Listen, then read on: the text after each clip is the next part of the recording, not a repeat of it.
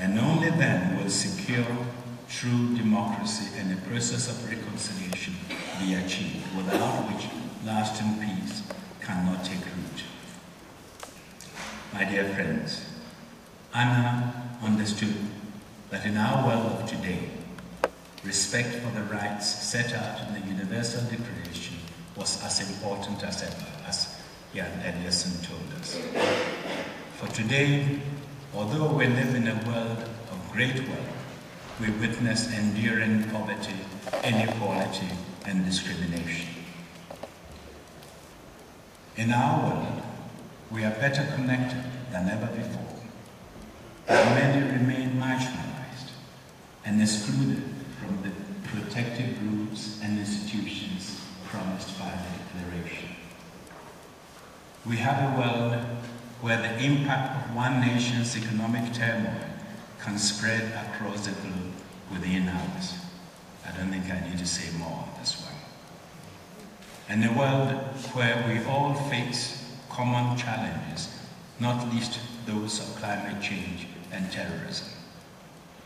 Anna knew that to face these common challenges, we need a set of common values that bind us as one humanity. And she wanted human rights to be the cornerstone of Swedish foreign policy and a priority for the international community as a whole. Thus, on this occasion, let us reflect how far we have come to delivering on the promises that were set out in the Universal Declaration of Human Rights. This is surely what Anna would have done if she were still to be with us today.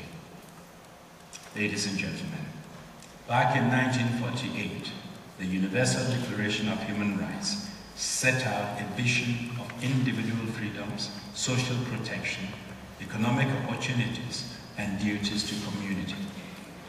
Since then, decisive steps have been taken. The rights proclaimed in the Declaration have been elaborated in rich body of international human rights norms that have developed during the past 6 decades. The work of elaborating the norms continues, but the focus now must be on effective implementation of the norms on the ground. More recently, the establishment of the International Criminal Court and the work of UN tribunals for the former Yugoslavia and Rwanda, as well as the mixed ones in Sierra Leone and Cambodia, has led to the concrete action in bringing to justice the perpetrators of the worst international crimes. These tribunals have demonstrated the will of the international community that gross and systematic violations of human rights should not go unpunished.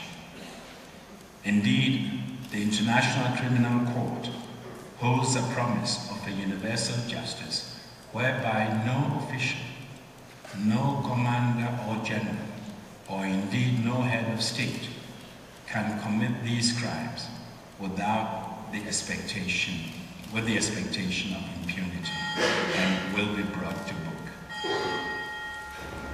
At the United Nations, I hope the bells are not disturbing. At the United Nations, we have seen important reform. Throughout my time as Secretary General, I sought to shore up human rights as the third pillar, along with the pillars of development and security, on which all the work of the United Nations must be based, and you heard my good friend Jan refer to that. For I believe there can be no long-term security without development, and there can be no long-term development without security.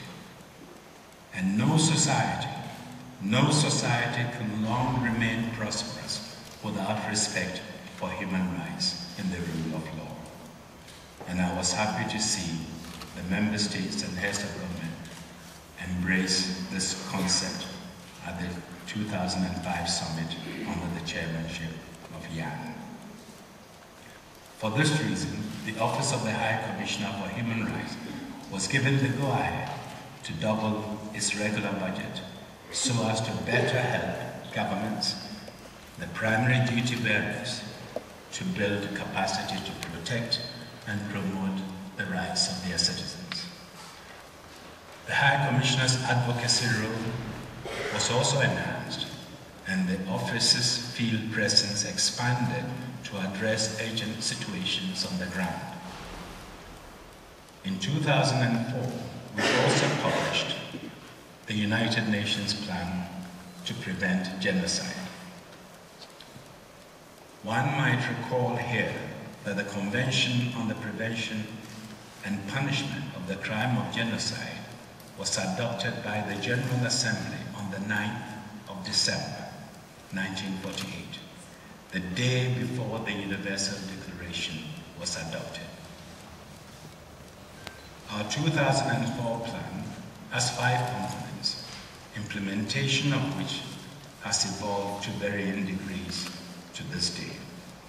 First, prevention of armed conflict, the context in which genocide and other crimes against humanity are committed. Second, the protection of civilians in armed conflict, particularly women and children, who can be caught in the crossfire or could be considered collateral damage. Third, the ending of ambiguity, removing shelter for those who commit heinous crimes. Fourth, early and clear warning through the creation of the new post of Special Advisor on the Prevention of Genocide. And fifth, the adoption of the UN General Assembly of a new doctrine called the Responsibility to Protect. And here, let me pay tribute to my good friend Jan Eliasson, whose presidency of the 60th session of the General Assembly also resulted in the creation of the Human Rights Council to replace the Commission on Human Rights.